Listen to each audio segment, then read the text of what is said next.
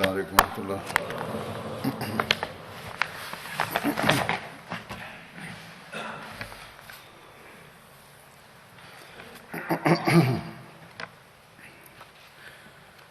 أشهد أن لا إله إلا الله وحده لا شريك له وأشهد أن محمدا عبده ورسوله أما بعد فأعوذ بالله من الشيطان الرجيم بسم الله الرحمن الرحيم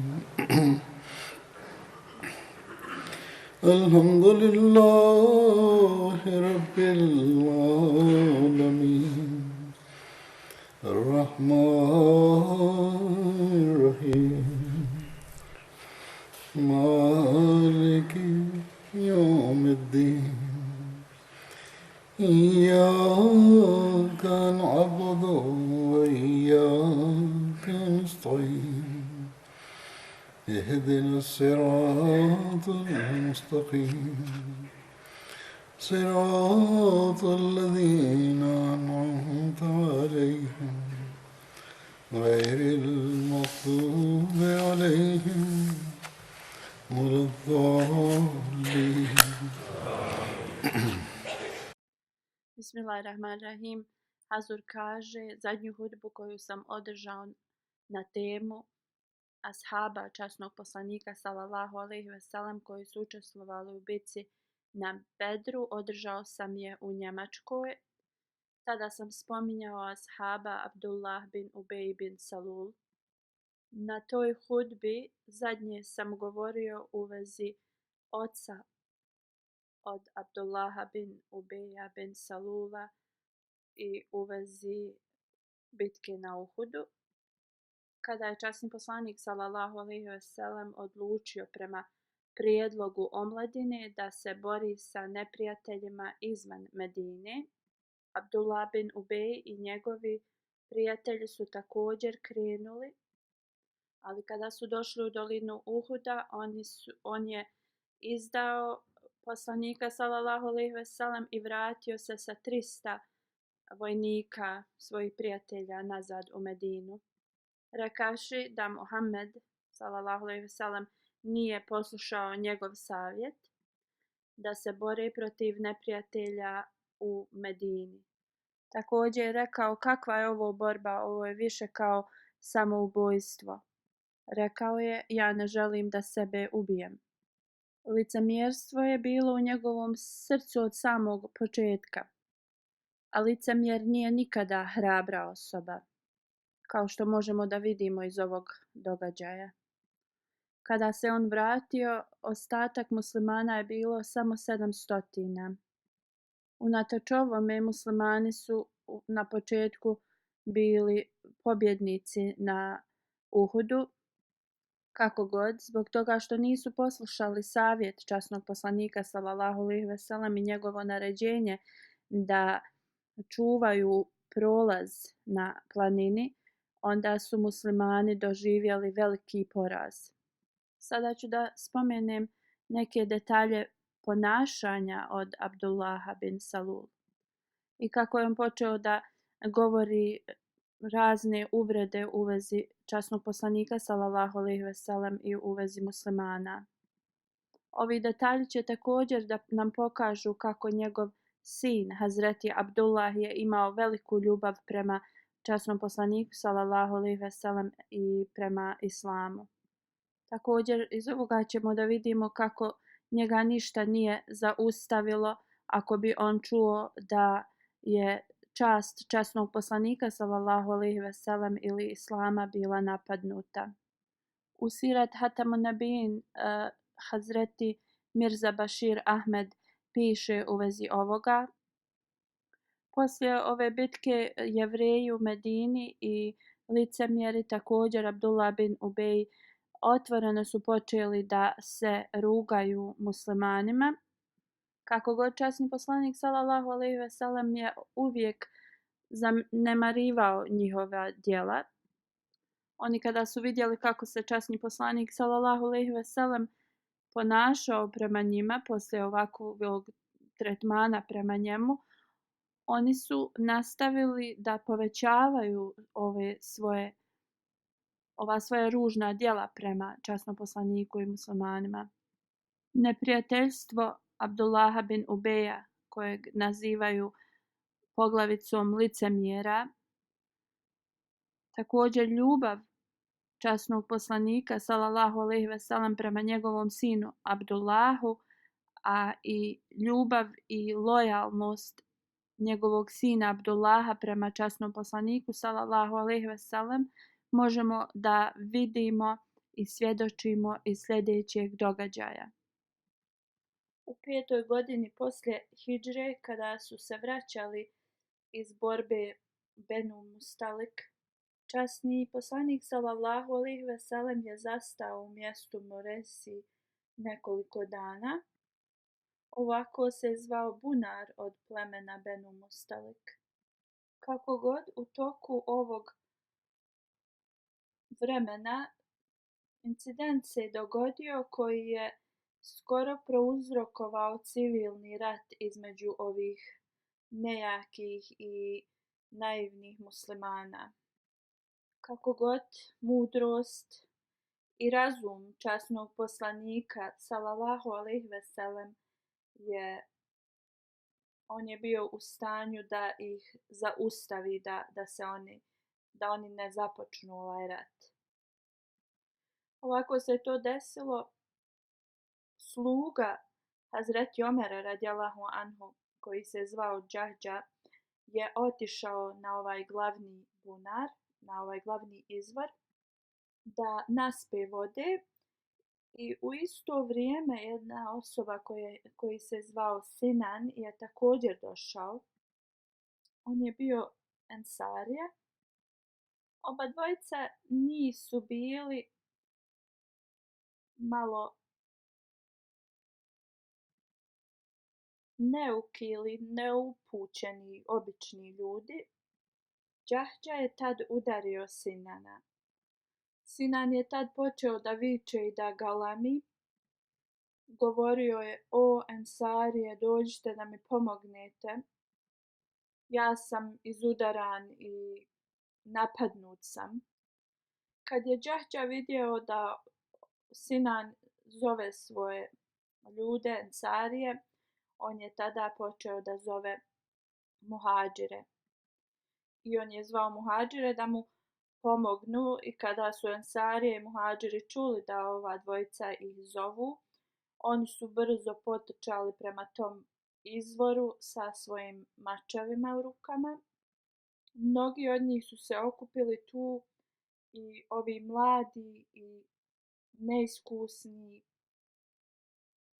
muhadžiri i ensarije su bili pa skoro da se tu potuku, ali nekoliko iskusnih i mudrih ensarija i muhadžira su ih savjetovali. Oni su i odmah razdvojili i smirili su tu situaciju. Kada je časni poslanik sallallahu alejhi ve sellem saznao u vezi ovoga, on je rekao da je ovo ponašanje neukih ljudi i pokazao je veliko nezadovoljstvo sa ovakvim ponašanjem. Uglavnom, ovo se završilo ovako, nije ništa bilo više problema. Kako god, kada su ove vijesti stigle do ovog licemjera Abdullaha bin Salula, koji je također učestvovao u ovoj borbi, on je želio da ponovo stvori nemir među ovim ljudima. Počeo je da diže tenzije kod naroda koji je bio oko njega, njegovo društvo i prijatelje, protiv časnog poslanika sallallahu alejhi ve sellem. Rekao im je: ovo je vaša krivica, vi ste dali ovdje zaštitu ovim strancima i dozvolili ste im da vam budu kao vladari ili poglavice. vi i dalje imate priliku da ih prestanete podržavati i neka odu sami. Na kraju do te mjere da je rekao لئن إلى المدينة ليخرجن الأعز منها الأذل. To jeste, on je rekao, sačekajte dok dođemo u Medinu, vidjet ćete da najčasniji čovjek ili ljudi, oni će da istjeraju najgore ljude ili osobu iz ovog grada. Na tom skupu bio je jedan mladi musliman, vrlo iskreni, Zeid bin Arkam. Kada je čuo ove riječi u vezi časnog poslanika sallallahu alejhi ve sellem da Abdullah bin Salul izgovara, bio je vrlo uznemiren i onda je otišao kod časnog poslanika sallallahu alejhi ve sellem i prenio mu u vezi ovoga. Možemo da vidimo kako su u to vrijeme i vrlo mlade osobe koje su iskreni muslimani bili. Oni su bili tako lojalni i predani i ovaj mladi momak je preko svoga amidže, u stvari on je prenio ovo časnom poslaniku sallallahu alejhi ve sellem. U to vrijeme Hazreti Omer radijallahu anhu je sjedio kod časnog poslanika sallallahu alejhi ve sellem. Kada je čuo ove riječi, postao je vrlo ljut i uzrujan i onda je pitao časnog poslanika sallallahu alejhi ve sellem: o časni poslaniče, molim te, daj mi dozvolu da ja odem i ubijem ovog licemjera. Tada je časni poslanik sallallahu alejhi ve sellem rekao: ostavi ga, Omere, da li bi ti želio da narod počne da govori da Muhammed ubija svoje sledbenike? Onda je časni poslanik sallallahu alejhi ve sellem pozvao Abdullaha bin Umeja i njegove drugove i pitao ih je u vezi ovoga. Oni su se svi zaklinjali i rekli da nisu oni izgovorili ovakve riječi. I neki također ensarije su posvjedočili i rekli možda je Zeid bin Arkam pogrešno to shvatio. Tada je poslanik sallallahu alejhi ve sellem prihvatio njihov izgovor, a nije prihvatio od Zeida bin Arkama. Zeid je bio puno tužan, ali poslije Allah je poslao objavu u vezi ovoga. I u toj objavi licemjeri su bili nazvati lažovima. To je ajet koji sam ranije, Hazur kaže, spomenuo. Tada je poslanik sallallahu alejhi ve sellem pozvao ih opet nazad i naredio je Omeru radijallahu anhu da odmah krenu s tog mjesta. Poslanik sallallahu alejhi ve sellem radi klime u Arabiji nikada nije polazio u to vrijeme jer bi tada bilo vrlo vruće, ali poslije toga on je rekao da će oni odmah da krenu s tog mjesta i prema ovom naređenju muslimanska armija se odmah spremila da krenu. Tada je jedan od ensarija došao i rekao: o Allahov poslaniče, ti inače ne krećeš u ovo vrijeme. Zbog čega je razlog danas ovom polasku? Zašto krećemo u podne? Poslanik sallallahu alejhi ve sellem je rekao: Usejd, zar ti nisi čuo riječi od Abdullaha bin Ubeja? On je rekao: kad dođemo u Medinu, da onaj koji je najčasnija osoba će da izbaci onoga koji je nečastan čovjek. Usejd radijallahu anhu je rekao: zaista Allahov poslaniče, ti možeš da izbaciš Abdullaha bin Ubeja iz Medine. zbog toga što si ti najčasnija osoba, a on je taj koji nema časti. Onda je on rekao: o Allahu poslaniče, ti dobro znaš da je Abdullah bin Ubej bio jedan od viđenijih ljudi u Medini prije tvog dolaska. I on je trebao da postane kralj Medine. Ali ovo se pretvorilo u prašinu kada si ti došao u Medinu. Zbog ovoga on je ljubomoran prema tebi. Zato ne obraćaj se na njega i oprosti mu. Poslije nekog vremena sin od Abdullaha bin Ubej, koji se zvao Habab, ali časni poslanik sallallahu alejhi ve sellem je promijenio njegovo ime u Abdullah, to jest ovaj ashab o kojem Hazur spominje. On je bio vrlo lojalan ashab od časnog poslanika sallallahu alejhi ve sellem. Došao je kod časnog poslanika sallallahu alejhi ve sellem, bio je zabrinut i rekao je: o Allahov poslaniče, čuo sam da ćeš da pogubiš mog oca zbog njegovih riječi.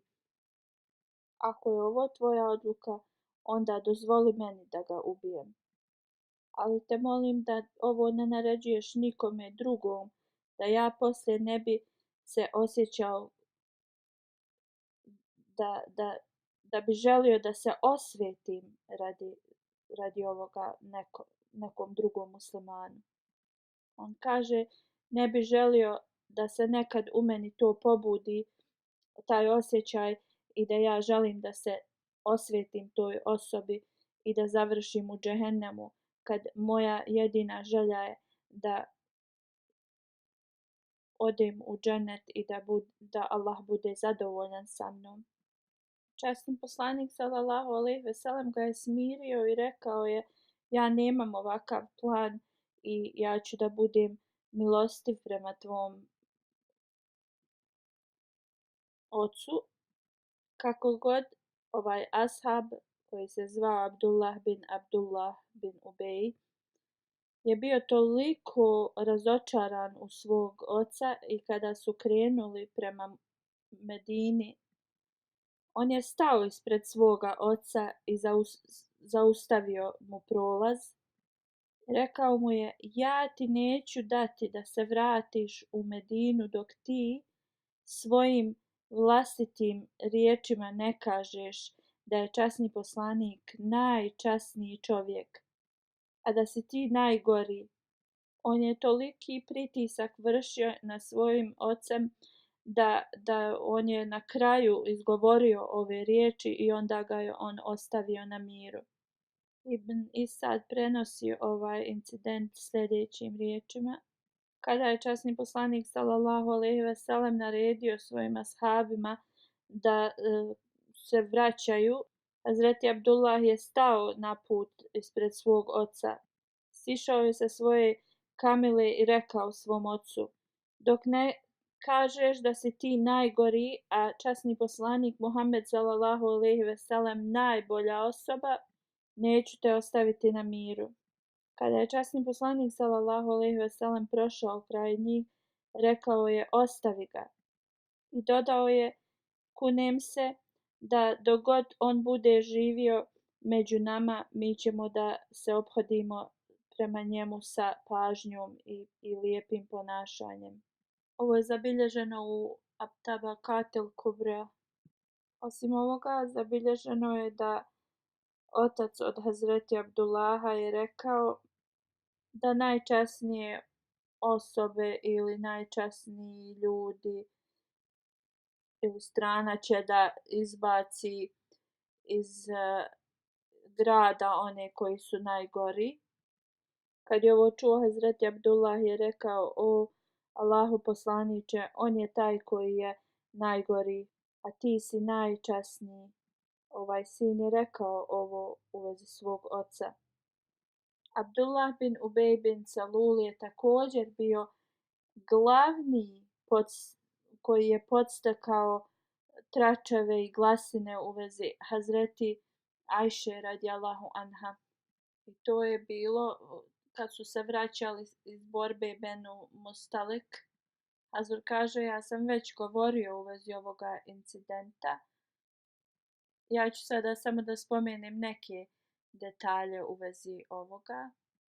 Ja ću da predstavim dio ovog hadisa. Hazreti Ajša radijallahu anha kaže da je bila praksa poslanikova sallallahu alejhi ve sellem prije nego što kreće na put da izvlači koja će žena da ide sa njim i onda bi on poveo sa sobom onu koja je bila izabrata. Tada je mene izvukao i ja sam to način na koji je birao koja žena će da ide s njim i ona kaže ja sam krenula sa njim.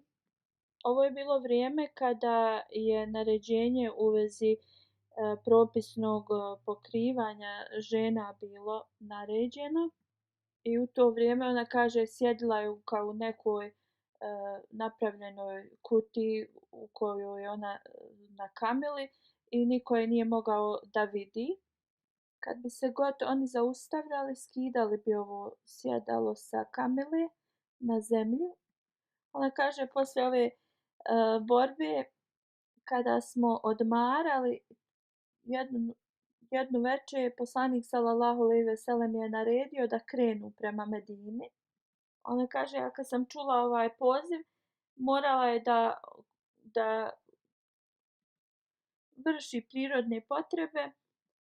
Ona kaže ona se brzo vratila, ali kad je došla do svoje kamile ona je primijetila je da je izgubila svoju ogrlicu koja je bila od crnih nekih kamenja napravljena. Ona kaže otišla sam da potražim ogrlicu i malo sam se zadržala. Ona kaže dok sam ja tražila tu ogrlicu, oni koji su dizali njenu tu sjedište na kamilu, oni su došli, digli i nisu ni primijetili da ona nije bila u njoj. I tako armija je krenula. U svakom slučaju ona kaže kada sam našla ogrlicu, vratila sam se gdje je boravila, ali tada niko nije bio ostao tu. Ona kaže bila sam puno zabrinuta, ali sam odlučila da čekam na istom mjestu jer kada shvate da su me izostavili, vratit će se na to mjesto. Ona kaže tu sam čekala i onda sam zaspala. Safvan bin Mutal Zakvani, ashabčija je dužnost bila da ostane iza armije, tako ako bi bilo šta im ispalo ili ostalo, on bi mogao da se pobrine za to. On je tu stigao u zoru i našao me da spavam.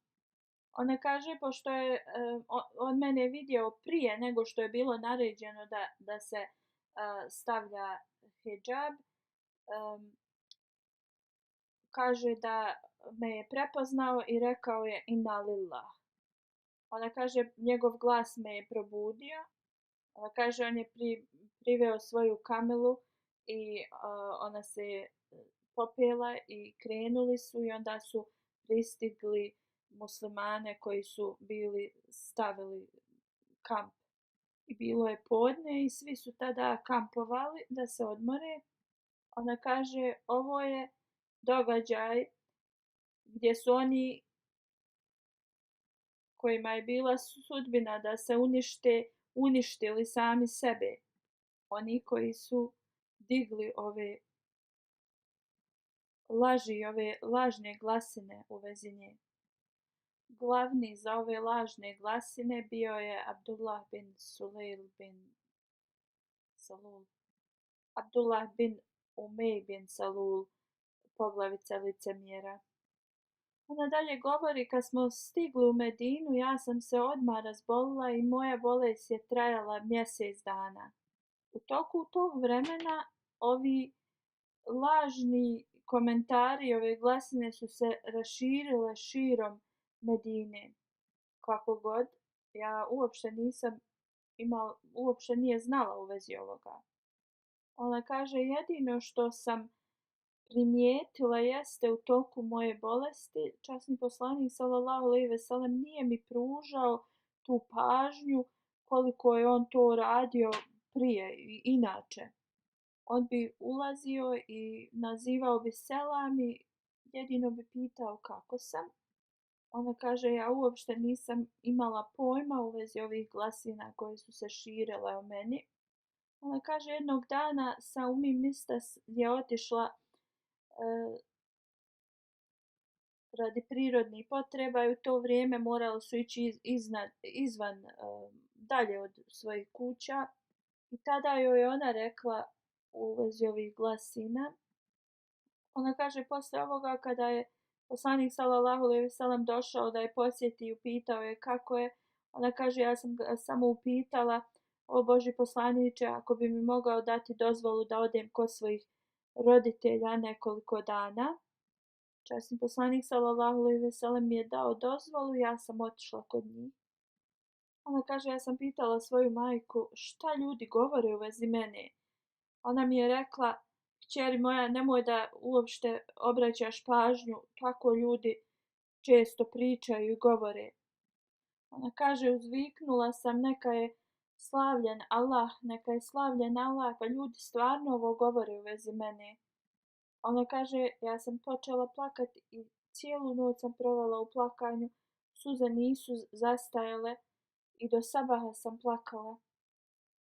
Ona kaže, ove su se glasine nastavile i jednog dana časni poslanik sallallahu alejhi ve sellem je pozvao neke ashabe da se posavjetuje s njima. Pozvao je Barira koja je bila sluškinja od Hazreti Ajše.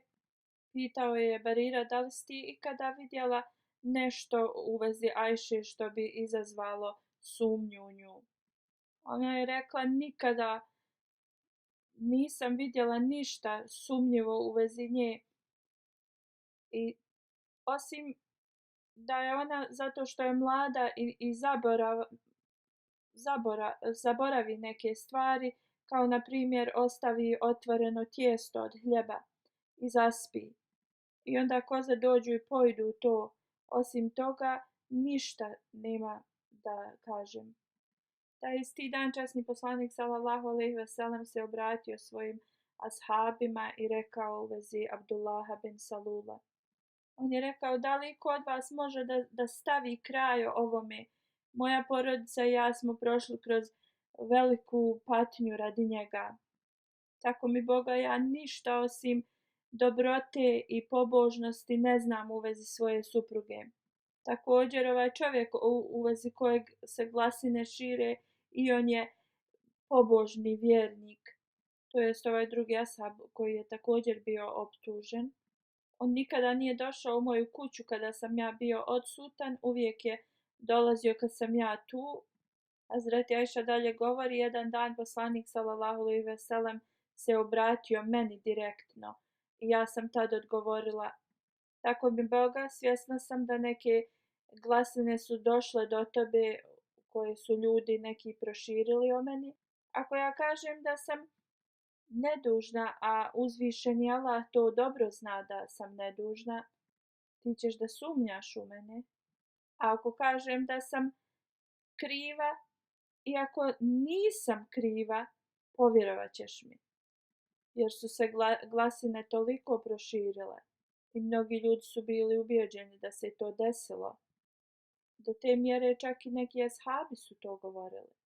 Onda je rekla, tako mi Boga, nalazim se u situaciji kao otac od Jusufa alejselama, koji je rekao da strpljenje, sabur je bolje za mene. I jedino tražim pomoć od Allaha protiv ovih ljudi. Ovo se spominje u suri Jusuf. Ona kaže, ja sam onda nadala se da će uzvišeni Allah da neki znak o mom da je nedužna. Da će uzvišeni Allah zasigurno informisati časnog poslanika sallallahu alejhi ve sellem u vezi toga da sam ja nedužna. Ona kaže, tako mi Boga, niko iz kuće nije izašao posle ovoga. I njena majka i Hazreti Ebu Bekr radijallahu anhu su bili u kući. Tada je časni poslanik sallallahu alejhi ve sellem izgledao kao da prima objavu, to jeste često bi se znojio puno kada bi dobivao objavu od uzvišenog Allaha. I poslije nekoliko vremena poslanik sallallahu alejhi ve sellem, ona kaže, me je pogledao, nasmijao se i rekao: o Ajša, uzvišeni Allah je potvrdio tvoju da si nedužna. Ona kaže, tada je moja majka rekla: o Ajša, ustani, zahvali se Allahovom poslaniku. Hazreti Ajša kaže, ja sam rekla: zašto da budem zahvalna časnom poslaniku? Ja sam jedino zahvalna uzvišenom Allahu. Uzvišeni Allah je objavio sljedeće ajete: inna ladhina dža'u bil ifki usbetum minkum. To jeste, zaista između vas je bila skupina koja je iznijela laž o vama. Ovako je dokazano da ona nije bila kriva i časni poslanik sallallahu alejhi ve sellem je objavio svima da je ajet bio objavljen dokazivajući njenu nedužnost. Hazreti Ajša radijallahu anha kaže: ja nisam očekivala da se u časnom Kur'anu ajet objavi da dokaže moju nevinost, da sam nedužna u ovome što su me optužili. Ali trebamo da razmislimo, iako svi ovi dokazi, sve što se je desilo, moramo da vidimo i naučimo iz ovoga kako je časni poslanik sallallahu alejhi ve sellem se ophodio prema ovome kojeg su zvali poglavica licemjera. Kada je otac od Abdullaha, ovoga ashaba kojega Hazur spominje, kada je njegov otac preminuo, ovaj koji je iznio ove laži protiv Hazreti Ajše i poslanika, kada je on preminuo, Hazreti Abdullah je upitao časnog poslanika sallallahu alejhi ve sellem da klanja mu dženazu. Također je pitao časnog poslanika sallallahu alejhi ve sellem da mu da svoju košulju tako da ga on može zamotati u to kad ga budu stavljali u mezar, tako da njegova kazna može biti umanjena na ovaj način. Poslije poslanik sallallahu alejhi ve sellem mu je dao njegovu košulju, svoju košulju. U drugom hadisu se prenosi kada je otac od Hazreti Abdullah, Abdullah bin Salul, preminuo, da je Abdullah došao kod časnog poslanika sallallahu alejhi ve sellem i rekao: molim te, daj mi jednu svoju košulju tako da mogu da zamotam svog oca i da ga tako sahranim u tome. Molim te, klanjaj njegovu dženazu i moli se za njegov oprost. Tada mu je časni poslanik sallallahu alejhi ve sellem dao svoju košulju i rekao da ga pozove kad oni budu pripremili ga za ukop. Kada je časni poslanik sallallahu alejhi ve sellem htio da klanja dženazu njegovu, Hazreti Omer radijallahu anhu je rekao: uzvišeni Allah ti je zabranio da klanjaš dženazu licemjerima. Časni poslanik sallallahu alejhi ve sellem je rekao: data mi je dozvola da tražim oprost za njih. I onda je časni poslanik sallallahu alejhi ve sellem klanjao njegovu dženazu. Ali poslije, kada je objava došla i potpuna zabrana da se ne klanja dženaza ovakvim ljudima, časni poslanik sallallahu alejhi ve sellem poslije toga nikada nije klanjao dženazu licemjerima. U drugom hadisu se spominje da kada je poslanik sallallahu alejhi ve sellem stigao, da je njegovo tijelo već bilo u mezaru i on je rekao da ga izvade i onda je stavio svoje pljuvačke u njegova usta i molio se za njega. Onda je uzeo svoju košulju i prostruo je po njemu. Džabir bin Abdullah prenosi, poslije bitke na Bedru, kada su zarobljenici nevjernika bili dovedeni, Abbas radijallahu anhu je bio također jedan od zatvorenika, ali nije imao nikakve odjeće da obuče. Časni poslanik sallallahu alejhi ve sellem je naredio da mu se nađe košulja i svi su se složili da od Abdullaha bin Ubeja košulja će da bude dobro za njega. Časni poslanik sallallahu alejhi ve sellem je dao Abbasu tu košulju i radi ovoga razloga je časni poslanik sallallahu alejhi ve sellem dao svoju košulju da Abdullah bin Ubej bude zamotan u nju i bude tako ukopan. On kaže zato što je on dao tu uslugu časnom poslaniku sallallahu alejhi ve sellem tad da on dane Hazreti Abbasu, onda je poslanik sallallahu alejhi ve sellem samo želio da vrati tu uslugu nazad. Hazur kaže, iako je ovaj hadis se nalazi u Buhariju, ne izgleda da je najautentičniji, jer je časni poslanik sallallahu alejhi ve sellem bio milo svim svjetovima. Prvo, prema nekim mišljenjima, on tada nije bio ni prihvatio islam u toku bitke na Bedru. I časni poslanik sallallahu alejhi ve sellem je bio milo svim svjetovima i on je bio darežljiv i dobar prema svima. I iako je on uradio ovo i dao svoju košulju, ovo nije samo radi toga da vrati tu uslugu. Prema mom mišljenju, ja mislim da je ova milost i ovaj lijepi gest je urađen radi njegovog sina, radi Hazreti Abdullaha, koji je uvijek pokazivao veliku čast prema islamu i časnom poslaniku sallallahu alejhi ve sellem. On je sačuvao svoju vjeru, a također znamo kako se ponio prema vlastitom ocu. I ovo je časni poslanik sallallahu alejhi ve sellem uradio radi ovog njegovog sina, da mu ispuni ovu njegovu želju. Hazreti Umar bin Khattab prenosi da kada je Abdullah bin Salul umro, da je od poslanika sallallahu alejhi ve sellem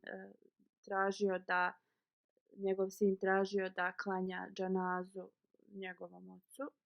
I Hazreti Omer radijallahu anhu je ovo sve u ovom hadisu rekao. On kaže, prije nego što je počeo dženazu da klanja, ja sam otišao i rekao, o Allahov poslaniče, zar ćeš ti da klanjaš dženazu Ibni Ubeju? On kaže, ja sam nabrojao njegova loša djela i šta je on sve uradio protiv. On kaže, poslanik sallallahu alejhi ve sellem se nasmijao i rekao, Omer, skloni se. Kaže, ja sam nastavio da insistiram i onda je poslanik sallallahu alejhi ve sellem rekao, meni je data dozvola da tražim oprost i zbog toga sam odlučio da klanjam njegovu dženazu. Da mi je rečeno da će mu biti oprošteno ako se molim za njega 70 puta, ja bi se molio još više. Hazreti Omer radijallahu anhu kaže, onda je poslanik sallallahu alejhi ve sellem klanjao njegovu dženazu. Poslije toga, neko kratko vrijeme poslije toga, u suri Al-Toba ajeti su objavljeni. Ajet koji glasi, i nikada ne obavljaj namaz dženazu bilo kojim od njih kada umru, niti ostaj kraj njegovog groba radi dove, jer oni su zaista odbili Allaha i njegovog poslanika i umrli su kao griješnici. Hazreti Omer radijallahu anhu dalje govori, ja ne znam kako sam taj dan imao hrabrosti da stojim ispred poslanika i da mu to govorim, jer poslanik i Allah znaju najbolje. Hazur kaže, ja ću da završim sad da govorim o ashabima i nastavit ću na sljedećoj hudbi. I sada ću da spomenem neke članove džamata koji su preminuli i klanjat ću im dženazu poslije džume. Amtul Hafiz sahiba je prva o kojoj ću da govorim. Ona je iz Karala, Indija. Preminula je 20. oktobra u 72. godini, na lillahi ve inna ilaihi rađiun. Ahmedijat je došao u njihovu porodicu kroz njenog djeda s majkine strane. Služila je kao presjednica u tom mjestu, presjednica leđine i financijska sekretarica dugo vrijeme. Bila je redovna u klanjanju tahadžuda i učenju Kur'ana i podučavala je Kur'an leđna i nasrat. Postila je obavezni post i nafile post. Do zadnjeg dana služila je čovječanstvo. Bila je vrlo pobožna i imala je veliku vezu sa hilafetom. Koju god misionarsku kuću je bila poslana, te goste ona služila sa velikom pažnjom. Prije nego što je preminula, doživjela je 3 srčana udara. Poslije trećeg srčanog udara rekla je da je njena smrt vrlo blizu. Pitala ga je da prenese njen selam svima. Onda je 3 puta rekla Allahu Ekber, Allah je najveći, i tada je preminula. Ona je Musi i ostavlja iza sebe 4 kćeri. Njen muž piše u Hedrabadu bila je velika poplava i kada je došao tu, njegova supruga je imala, tada je njegova kćerka u stvari imala 3 mjeseca i one su stajale na kraju te kuće. Taj jedini dio nije bio potonuo i nije se bio srušio i nije im mogao nikako da priđe. I onda je došla vatrogasna služba i donijeli su ljestve, ali svi su se bojali jer nije bilo, bilo je puno strašno da dođu do nje i izbave je, ali jedan stariji vatrogasac je rekao ja ću da odem da spasim to dijete i ženu, pa i ako moram da umrem, i tako uzvišeni Allah ih je izbavio i spasio iz ove situacije. Njen suprug kaže da je ona uvijek bila supruga koja je podržavala, on je misionar, i podržavala je taj njegov rad i bila je puno strpljiva. I kada su se premjestili u Karalu, ona je bila postavljena da služi kao predsjednica Leđna Imajle, predsjednica žena. I ona je radila ovu službu na odličan način. Od 2007. do 2014. je boravila u Kadijanu.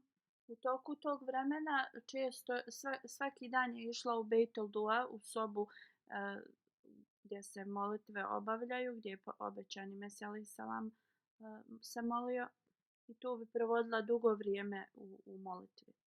2015. je otišla na umru. Svakog dana je učila časni Kur'an poslije sabaha i onda je čitala i hadise. Ovo je bila svakodnevnica njena. I na dan kada je preminula, ovo je također uradila izutra.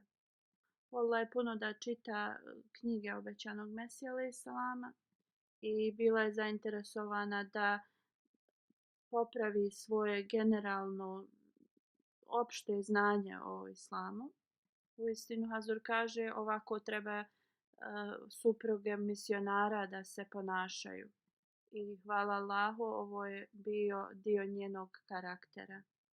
Ona je shvatila koji je status onih koji služe u džematu i misionara i uvijek je pokazivala njeno poštovanje prema njima. Uvijek se je brinula da gosti budu ugošteni kako treba, da uzvišeni Allah obaspe njegovu milost i oprost na nju, da joj podigne njen status i da njeni potomci budu primaoci svih njenih dova. Sljedeći je Čaudhry Muhammad Ibrahim Sahib. On je bivši glavni urednik Ansar magazina u Pakistanu. Preminuo je 16. oktobra u 83. godini na Lillahi wa inna ilaihi rađiun. 1957. je bio postavljen za sekretara u Rabvi. 1960. kada je Ansar magazin bio započet, on je bio urednik i nastavio je da služi u ovome do 2004. godine. Služio je u raznim uredima u svojim lokaciji gdje je živio. 2003. htjeli su da ga uhapse radi nekog lažnog slučaja i onda ja sam mu, Hazur kaže, dao dozvolu da se preseli ovdje u Veliku Britaniju.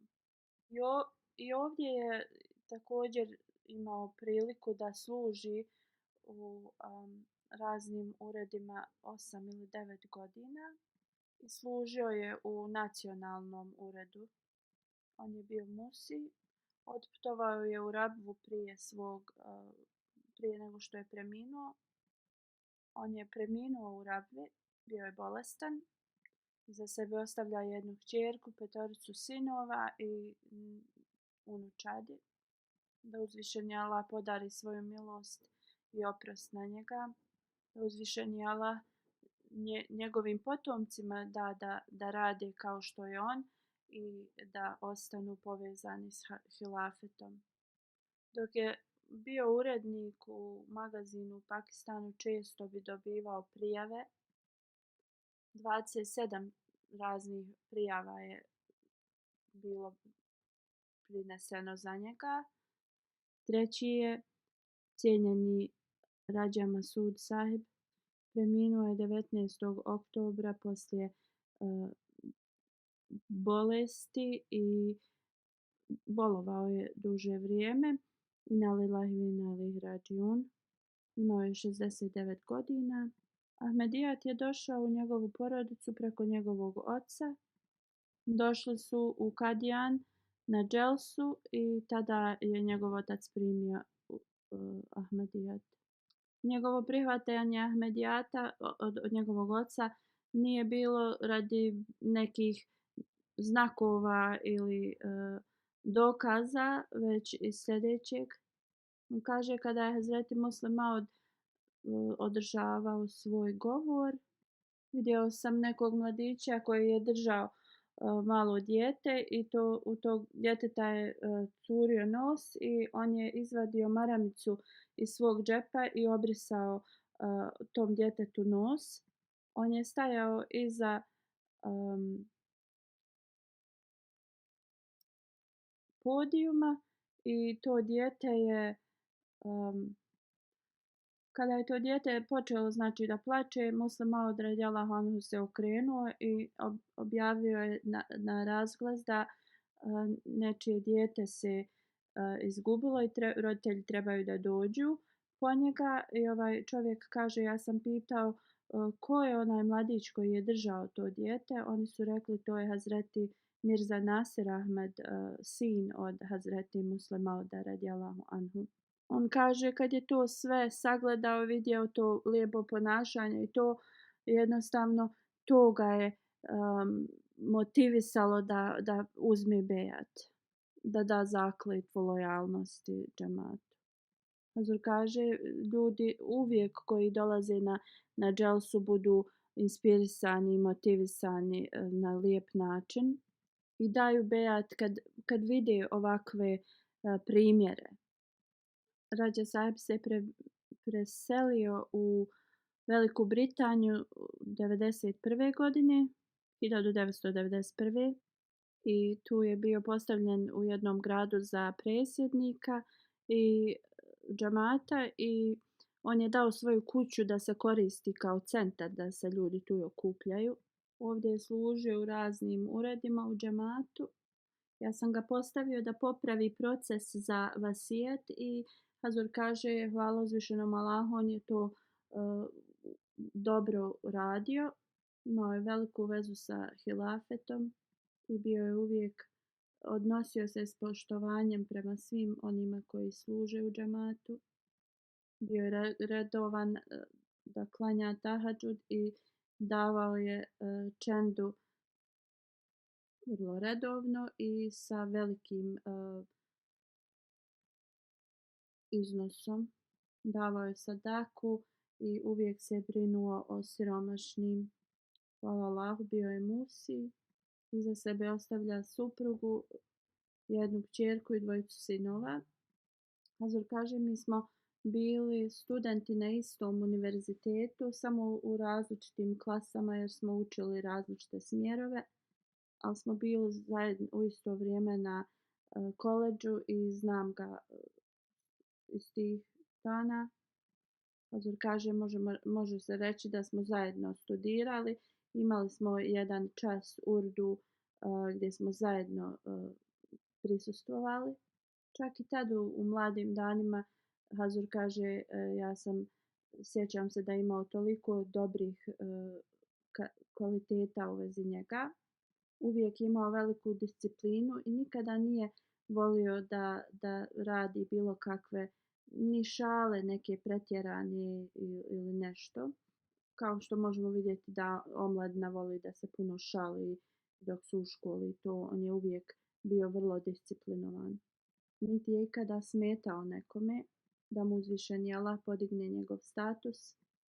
Iz Rabve jedan gospodin piše u vezi njega da je bio vrlo hrabra osoba.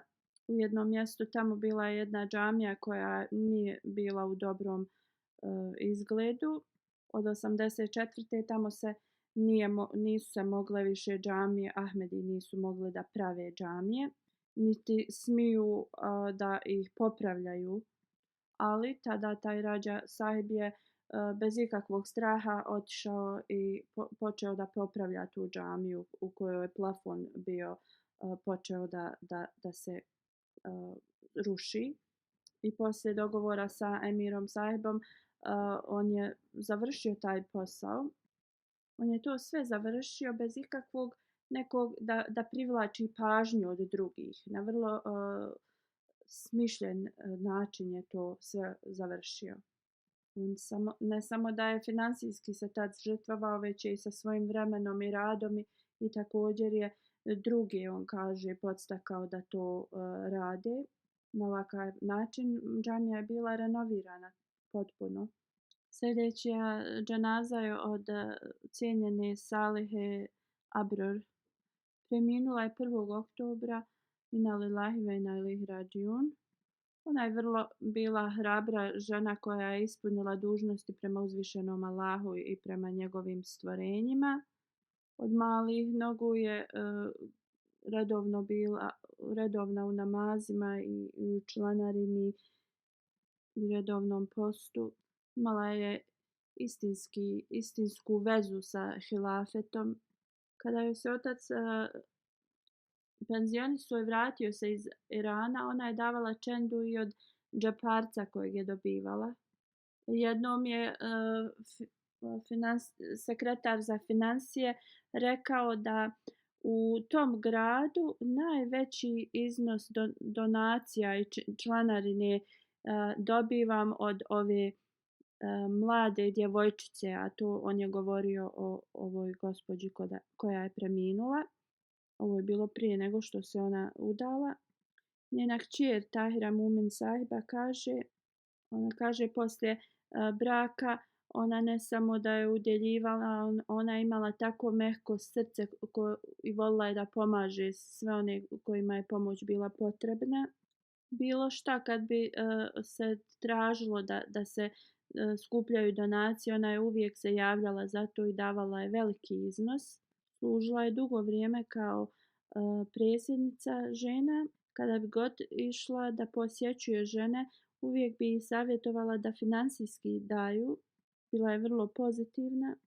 Kaže, mjesto gdje se ona tad udala bilo je pretežno neke su se ove inovacije i ljudi tu nisu baš bili nisu baš bili kao civilizovani, ali ona se u to nije zaustavljala, uvijek se je sastajala sa svima i sa svima se lijepo ponašala. Ona kaže sve žene se rado sjećaju. Ona kaže savjet koji je davala tim ženama kad su god bile zabrinute i to da trebaju da klanjaju svoje namaze i da se mole. I molila se za njih puno. Volila je da se druži sa svima. Gdje god bi išla, ona bi nekako stvarala ta prijateljstva. I svi bi bili u tom njenom krugu prijateljstva. Da uzvišeni Allah podari istu lojalnost i iskrenost njenoj djeci i da podari njegovu milost i oprost njoj. Da njena djeca uvijek ostanu uz džemat i hilafet i da se žrtvuju na način na koji se njihova majka žrtvovala. Da uzvišeni Allah primi sve njene dove koje je tražila za svoju djecu i za sebe ostavlja 2 sina i 2 kćeri. Hazur kaže, kao što sam spomenuo ranije, klanjat ću dženazu poslije džume svim ovim u odsustvu.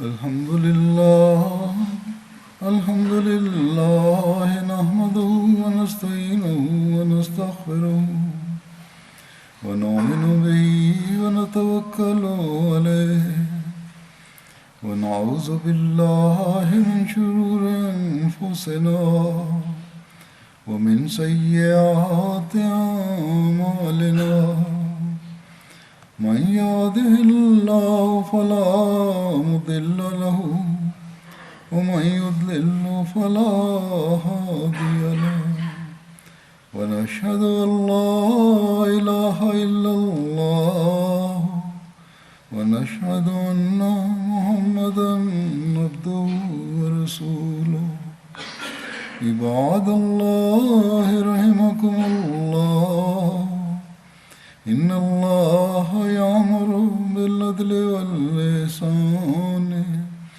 وإيتاء ذي القربى وينهى عن الفحشاء والمنكر والبغي يعظكم لعلكم تذكرون اذكروا الله يذكركم وادعوه يستجب لكم ولذكر الله أكبر